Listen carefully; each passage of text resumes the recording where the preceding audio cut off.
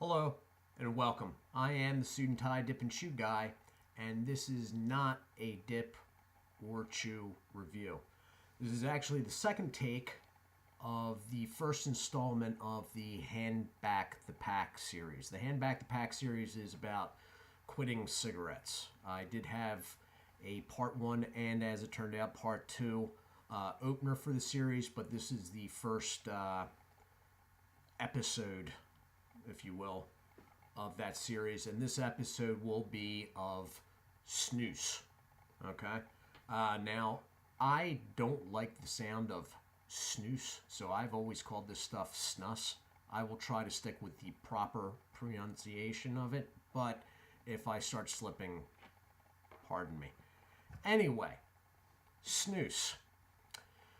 In the mid to late 1600s, when nasal snuff, dry snuff, was introduced to Europe, it became very popular, especially in France at first.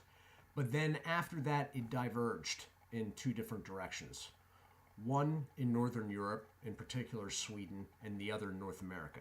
Now, the Swedish diversion became what is today snus, and the North American version became what is today dip, moist snuff. The Swedish version has been popular in Sweden almost from its inception, so you're talking early to mid 1700s. Only recently has it begun to pick up traction in North America. Well, let me say the United States, because I'm not quite sure what the situation is in Canada. In the early to mid 2000s, a number of American companies trying to pick up continued business from quitting cigarette smokers came out with their own versions of snus. To name a few: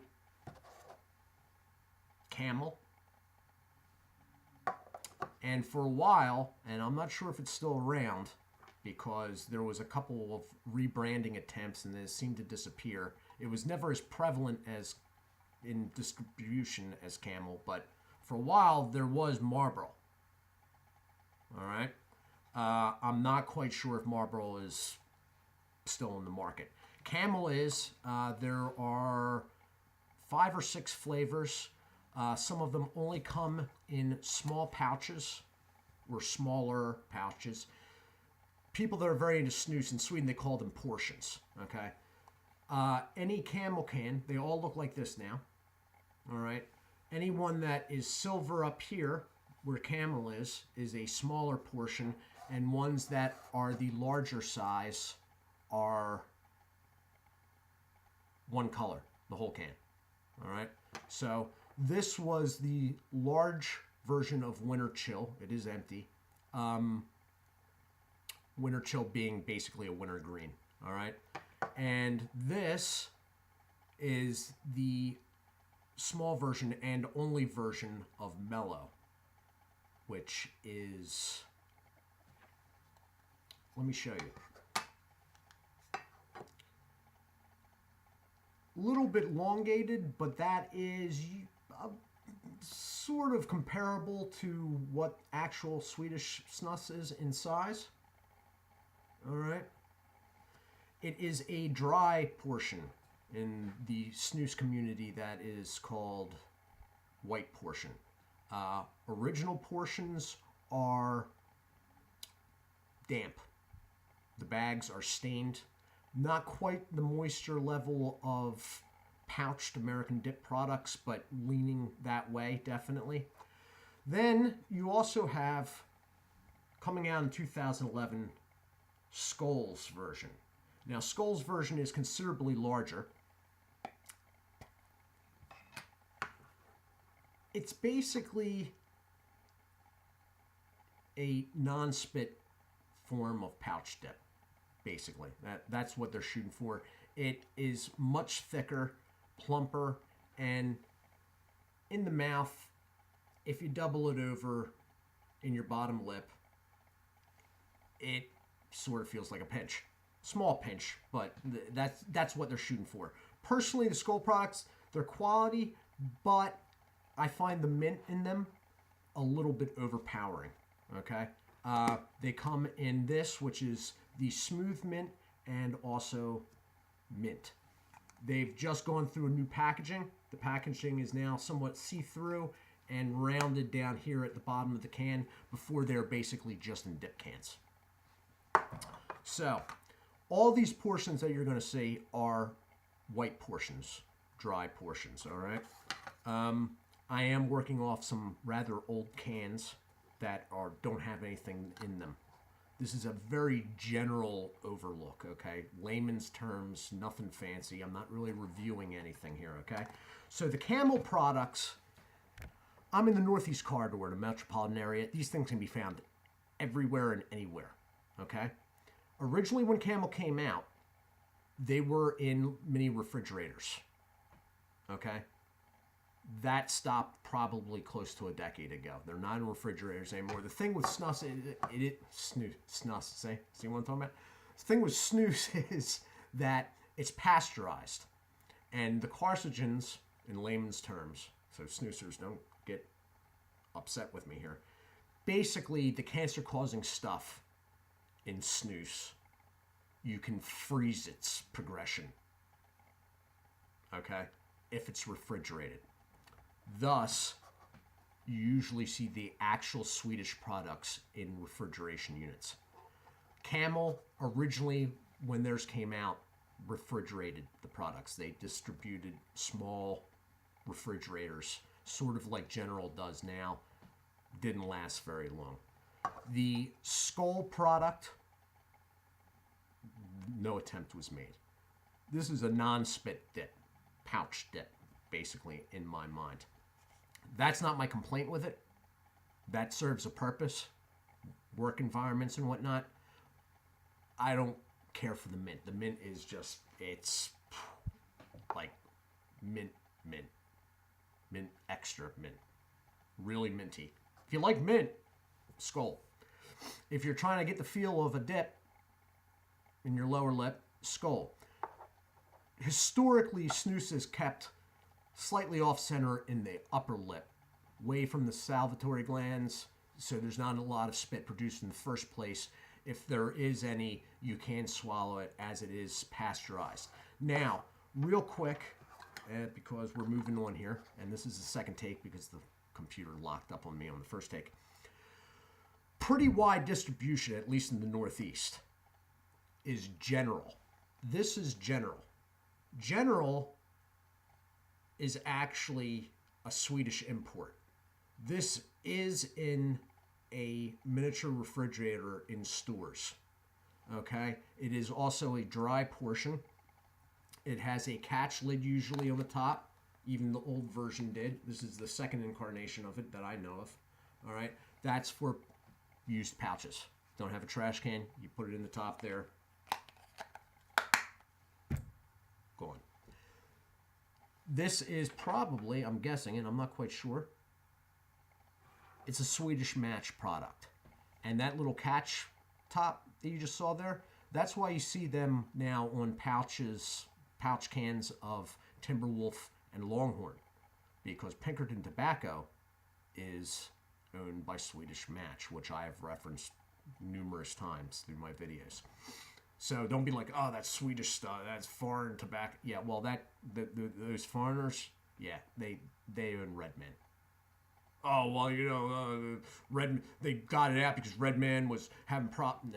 No, actually, they bought Redman Pinkerton in 1985. So, yeah. Anyway, so General has a pretty wide distribution in the Northeast, at least. And I believe that's now in metropolitan areas across the country. This is what it looks like inside, because this actually I went out and bought just yesterday, actually. I have taken one out of there.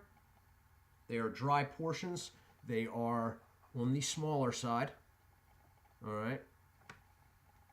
They're wider than the Camel ones, but they are pretty small, and this is how you're going to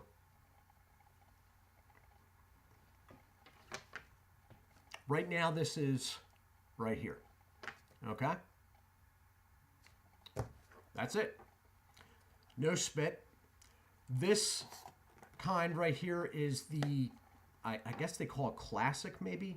It's in the United States. General can usually be found in this, which is sort of like a regular tobacco, a wintergreen, and a mint.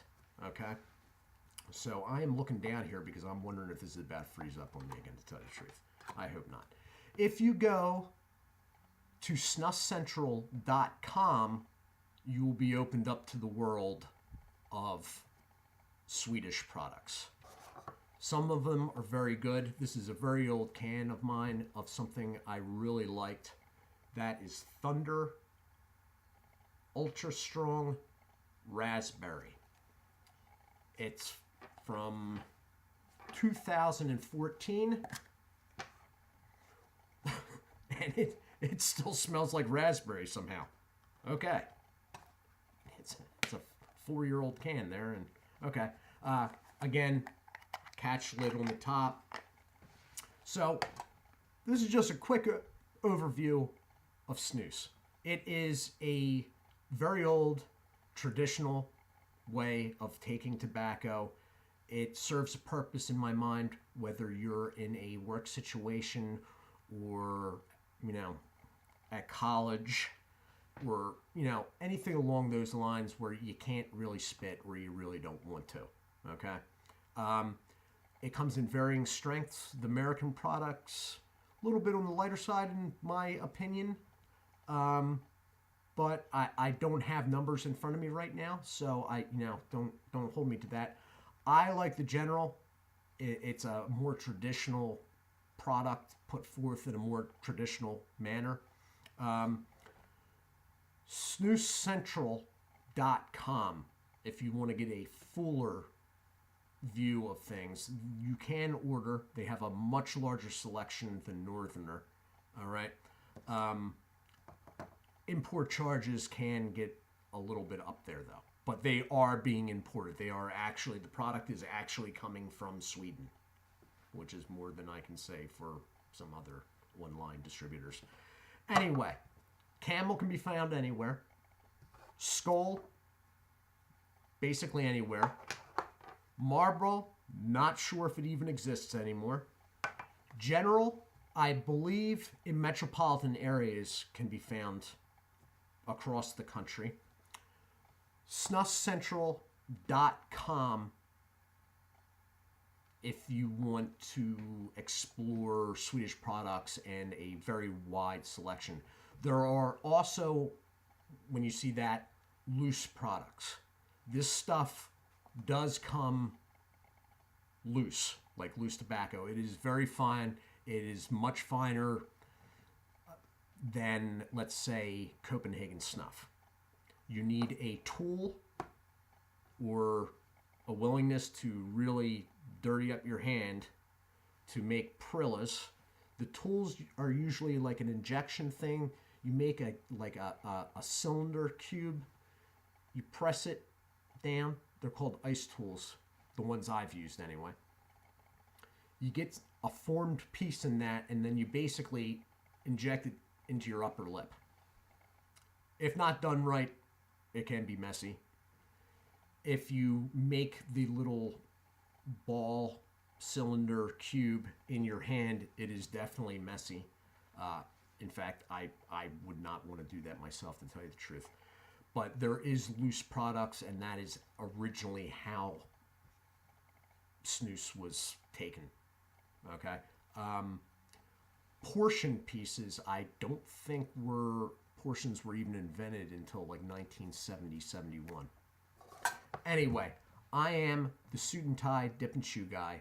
This has just been a very loose overview of snus. If you want to learn more about snus, if you want to see product, whatnot, snuscentral.com, or on YouTube, you can go and check out the channel of a new friend of mine. He is snooby.com. Okay? He has a channel on here. He does nothing but snus reviews, and I believe he's doing some dip pouched reviews now. Okay? Also, I'd like to say hi to Zach Wilkes. Thank you. Vogie Snus. Thank you. Snooze Freak, as always. If anybody is interested in harmonica music stuff, check out Dirty Pat Walsh. Pat, sorry, I missed you in the last video I just did a little while ago. It slipped my mind, sorry. Guys, thanks for the subscribing and comments and likes. Do take care of yourselves, and God bless.